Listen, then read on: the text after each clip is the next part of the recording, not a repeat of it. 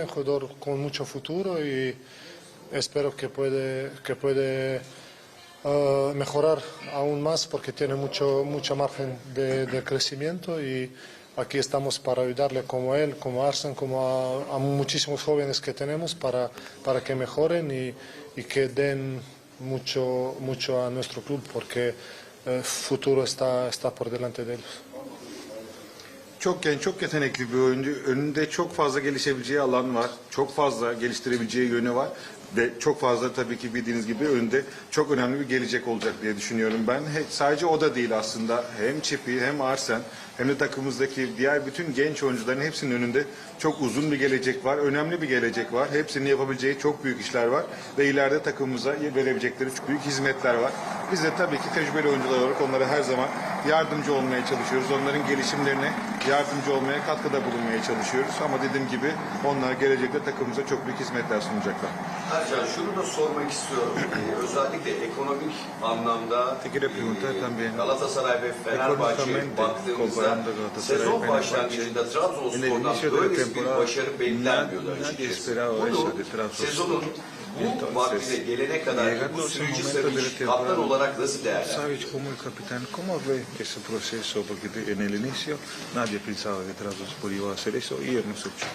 Sí, a veces gente se olvida mucho cuánto han invertido muchísimo más estos dos equipos, incluso Beşiktaş que nosotros y digo la verdad que hay que dar el valor a lo que estamos haciendo porque traer muchos jóvenes, no invertir mucho dinero y poder competir con estos equipos hasta la última jornada es verdad un gran trabajo. Porque tenemos que recordar también de la temporada pasada donde hemos sufrido mucho desde donde venimos y me siento orgulloso de poder ser el capitán a este grupo fantástico de jugadores, a este capitán de este gran club con grandísima afición y os aseguro que este equipo solo puede crecer y vamos a ser mejores que esta temporada también vamos a terminar bien, estoy segurísimo y estoy seguro que el año que viene vamos a ser mejores que este año. Öncelikle şunu ifade etmek zorundayım belki de. Bazen insanların unuttuklarını düşünüyorum. Şunu unutuyorlar belki de. Fenerbahçe, Galatasaray ve bu takımlar arasında Beşiktaş'ı da sayabiliriz. Bu takımların ne kadar yatırım yaptıklarını, ne kadar para harcadıklarını ve Trabzonspor'un aynı şekilde yaptığı yatırımları çoğunun genç oyunculara yaptığını, ekonomik olarak tabii ki daha düşük bir bütçeyle yatırım yaptığını ve hala bu yarışta var olduğunu, son saniyeye kadar bu yarışı verdiğini ve çok da iyi mücadele örneği gösterdiğini insanların bazen unuttuğunu düşünüyorum. Çünkü sizin de bahsettiğiniz gibi rakiplerimiz büyük rakamlar harcayarak, büyük rakamları bu futbol dünyasına sokarak tekrar mücadele örneği göstermeye çalışıyor ama Trabzonspor çok daha düşük bir bütçeyle, belki çok daha genç oyuncularla onlara yatırım yaparak son haftaya, son saniyeye kadar yarışını sürdürüyor. Bunları unutmamak lazım diye düşünüyorum. Çünkü geçen seneyi de tabii ki aklımızdan çıkarmamız gerekir. Neler çektiğimizi, ne kadar sıkıntılar çektiğimizi unutmamamız gerekir. Bu sene hep genç oyunculara yatırım yaptık. Onların üzerine bir takım inşa ettik ve bu takım gerçekten dediğim gibi son saniyeye kadar her zaman mücadelesini sürdürüyor. Şunu da ifade etmeliyim aynı zamanda. Bu harika takıma, bu harika gruba, bu harika oyunculara ve bu harika taraftara kaptanlık yapıyor olmaktan dolayı büyük bir gurur duyuyorum. Bunu da ifade etmek durumundayım. Çünkü gerçekten benim adıma bu insanlarla beraber olmak, bu taraftarlarla, bu kulübün içerisinde olabilmek, onlara kaptanlık yapabilmek gerçekten inanılmaz bir durum. Bunun için de çok büyük gurur duyduğumu ifade etmem gerekir. Aynı zamanda önümüzdeki sene için şunu ifade edebilirim. Bu sene tabii ki çok az bir maç kaldı. Oynayacak henüz maçlarımız var elbette. Çok iyi bir yerde bitireceğiz. Olabilecek en iyi yerde bitireceğiz. Ama bu takımın gerçek etkisini önümüzdeki sene göstereceğini düşünüyorum ben. Çok iyi iş yapacağımızı düşünüyorum. Çünkü bu sene önemli bir yatırım yaptık. Bunun karşılığında önümüzdeki yıl alacağız diye düşünüyorum. Hasan Bey.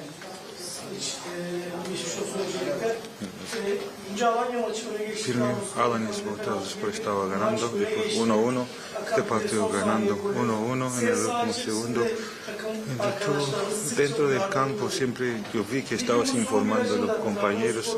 Trabzonspor ahora en ese momento, ¿tú crees que Trabzonspor entró en un pánico en los últimos momentos porque teniendo muchos jugadores jóvenes?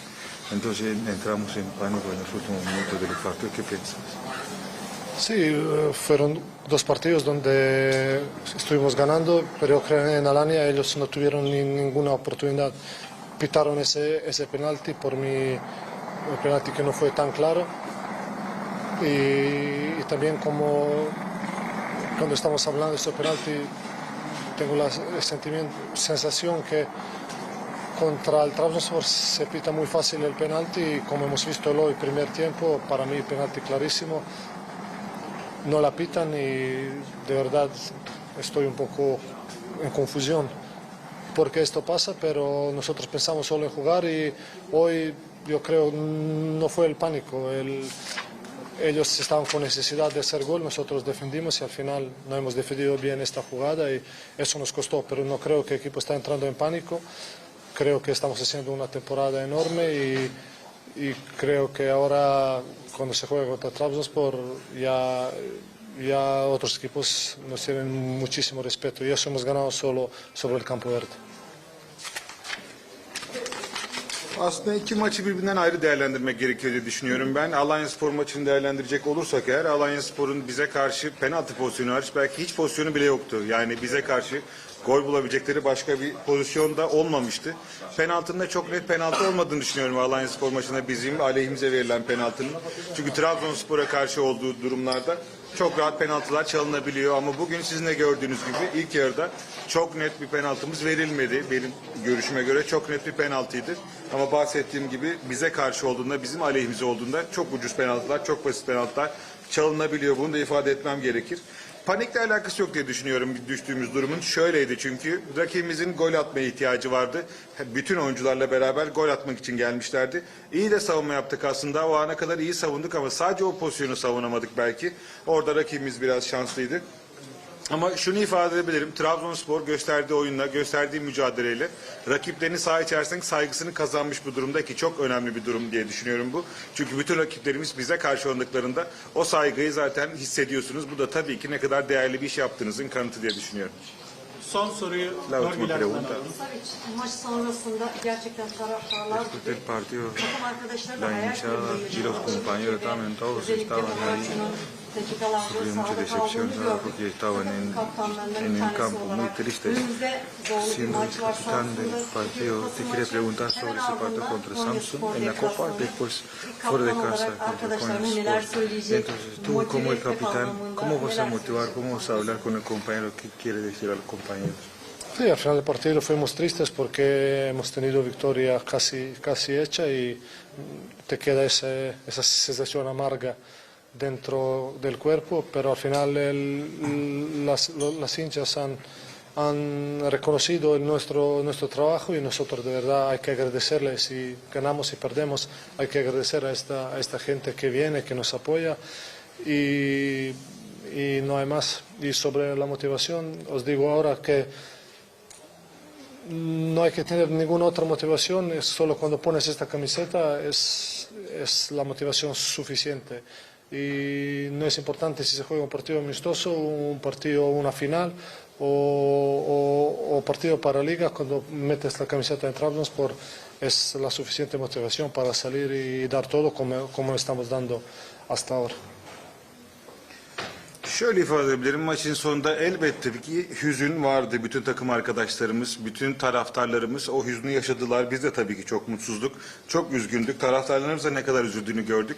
Ama mutlu edici bir yön daha var diye düşünüyorum. Çünkü taraftarlarımız biz sahadan çıkarken, henüz daha belki de sahanın ortasındayken yaptığımız mücadelenin, o gösterdiğimiz o savaşın değerini verdiler, onun hakkını verdiler diye düşünüyorum. Çünkü onlar da ne kadar önemli bir savaş verdiğimizin, mücadele verdiğimizin farkında olarak bizi desteklediler, teşekkür ettiler. Ben de kendilerine aynı şekilde bize olan büyük destekleri için teşekkür etmek istiyorum. Tabii ki bugün burada inanılmaz bir destek verdiler. Maçın sonunda kaybedilmiş puanlar olsa dahi o mücadelenin hakkını verdiler diye düşünüyorum.